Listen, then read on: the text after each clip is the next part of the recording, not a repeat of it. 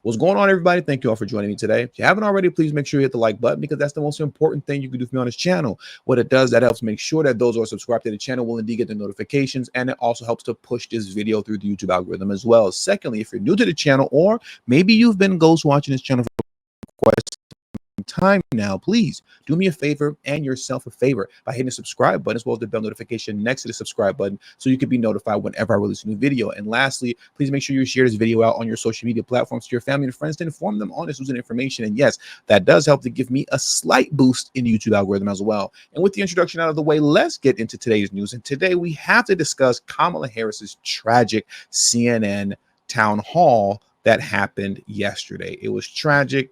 It was awful. It was just bad, to say the very least, but that is to be expected concerning Kamala Harris in any type of speaking engagement. She does not speak well, to say the least. She continuously fails to answer questions, to say the very least. As I've stated multiple times over and over on this channel, if you've seen one Kamala Harris interview, if you've seen one town hall, if you've seen one speech, you have seen them all, because she will continue to fail to answer questions because she doesn't know what she's talking about. Now, here's what's interesting. She actually spoke on not knowing what she's talking about, and this was the answer that she gave in the middle of the town hall. Let's get into that right now.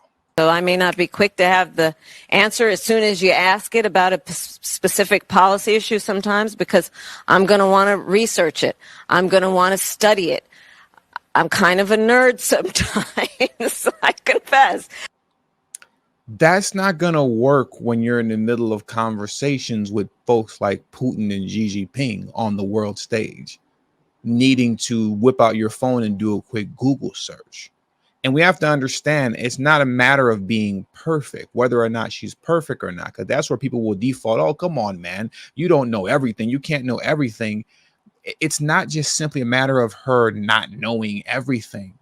She doesn't know anything. And that's the problem. That's the issue. And that's an issue that was discussed intensely on CNN, the station that hosted the town hall. The contributors at CNN completely ripped Kamala Harris to shreds based on the fact that she doesn't know anything. And it's very obvious. Let's get into this quick clip of what Scott Jennings had to say, and then we'll return back to the conversation. Something in that. I mean, is that profound because it rhymes? I mean, look, she doesn't have to be, I do think it was very well said. She doesn't have to be flawless, but she has to give you something. I mean, she's like a true double threat. You know, she's terrible on her feet when she gets unexpected questions, and simultaneously, she can't even answer the expected questions. It's nothing, nothing, nothing. You'd think she'd be prepared to do this by now. You know, what's a mistake you've made? Nothing. What's a weakness you have? Nothing. What's the first law you want to pass? Nothing. What's a policy difference between you and Joe Biden? Nothing. Over and over and over. Empty, empty, empty. If she were an animal, she'd be a duck-billed platitude. But look, it's a total word salad. Scott Jennings never tells a lie. He never tells a lie, and that is the truth. And that's also one of the reasons, and I'm going to go into this again very quickly, but that's also one of the reasons why I continue to say that I do believe this is a throwaway campaign.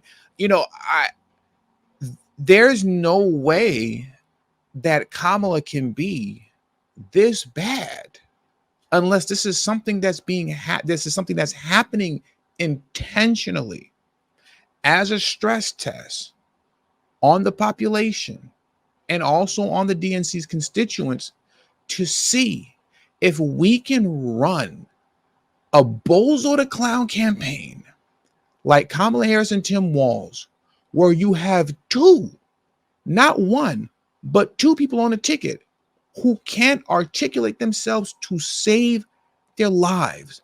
Can we run them both simultaneously, in which every time they open their mouth, they speak complete and utter foolishness, but the mainstream media apparatus, which is the propaganda wing of the Democrat Party, can we see if that is so strong that our media presence and influence can overcome the shortcomings, if not the flat out stupidity of the individual that we propped up and said that this is who we want running for president on behalf of the DNC.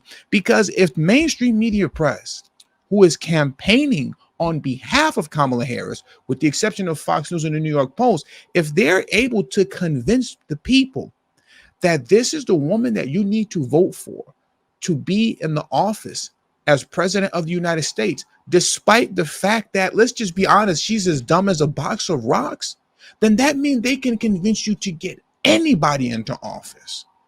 And then if you're just getting anybody into office, then you have to ask the question, who's actually running the country? Who's running things? If we can just place anybody into the seat. This is a test of power. That's what's happening here. And that's what we're witnessing here. It's a test of power. How powerful is the mainstream press as it pertains to its influence over the masses? And how powerful is the DNC as it pertains to testing the boundaries of totalitarianism, the thing that they seemingly preach against the most concerning Donald Trump, but they are the number one violators of. Whether you're talking about speaking dangerous rhetoric or whether you're talking about actually engaging in lawfare, weaponizing the justice system to attempt to lock up political candidates, Donald Trump, or to remove them off the ballot in multiple states across the country. RFK Jr. We've watched this happen in real time, and everybody's acting like this stuff didn't happen. But yet they're saying Donald Trump is the one that's going to do this when they're the ones that are doing it in real time in our face. Can we do the things that we say the other guy is doing, yet still convince you that we're the good guys and that you should vote for us? That's what's happening here. That's my tinfoil hat theory. This is nothing but a throwaway campaign, and it is a test. This is one big stress test by the DNC. Do they want to win the election? Yes. Do they expect to win the election? No. And because they don't expect to win, that effectively makes this a throwaway campaign. And since it's a throwaway campaign anyway, we might as well just test out how far our power actually reaches. That's just my opinion concerning what's going on. But now let's get back into Kamala Harris, now that I'm coming off of my, tinfoil hat theory soapbox, right? Because I want to get back into the conversation concerning Kamala Harris's tragic town hall. Every time this woman opens her mouth, her numbers went down. Remember, Speaker Johnson said that on Face the Nation about 2 Sundays ago, and it's true. Kamala Harris was actually polling a lot better and doing a lot better when she was running from the basement, when she wasn't talking to anybody and she wasn't speaking to anybody. Once she started giving interviews and doing town halls, it was downhill from there. And I want you to listen to this next clip here because, like I said, CNN was ripping her a new one, to which what's going to be stated here is that Republicans would pay for another hour of Kamala Harris to speak. You just stay on stage and keep talking, because every time you talk, the numbers go up for Trump. Let's get into this clip right now. Another hour of Kamala Harris. I'm going to rewind it back just a little bit. Republicans would take another hour of Kamala Harris. We'd just press play, let her keep going. We'd pay for another hour to let her keep not answering the questions. I think Anderson's asking her, well, why haven't you done it? You've been there for 4 years. Why have you done any of this? And the word salad answer she gave to that was just mind-boggling. I mean, it's blown up the internet, her answer to that question. I think the things that are troubling for people were her responses to, Van said about what you're going to do to reduce costs when they asked her at the beginning. We're hurting economically. She said, I'm going to prosecute corporations, right? That's not going to lower costs. How are you going to make things better for me? I'm going to prosecute people. Trump bad is not a message that's going to get her elected. Trump bad message. I disagree with. And that's the other thing also, which stood out like a sore thumb in this town hall. Any question you ask Kamala Harris, she brought it back to Donald Trump being some sort of fascist, some sort of tyrant. He's the man with the small mustache from World War II. Over and over and over again, Trump is unhinged. He's going to use the U.S. military to gun down U.S. citizens that politically disagree with him. I mean, Kamala was talking crazy at the town hall, talking crazy, fear-mongering Donald Trump as opposed to articulating her policy points.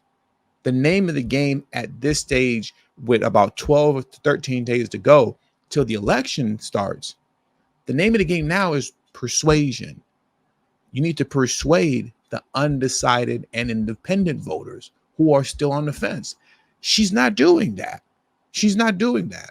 Trump bad is not going to persuade anybody, especially when now, in hindsight being 2020, people are thinking about how their life was under Trump, and actually Trump good.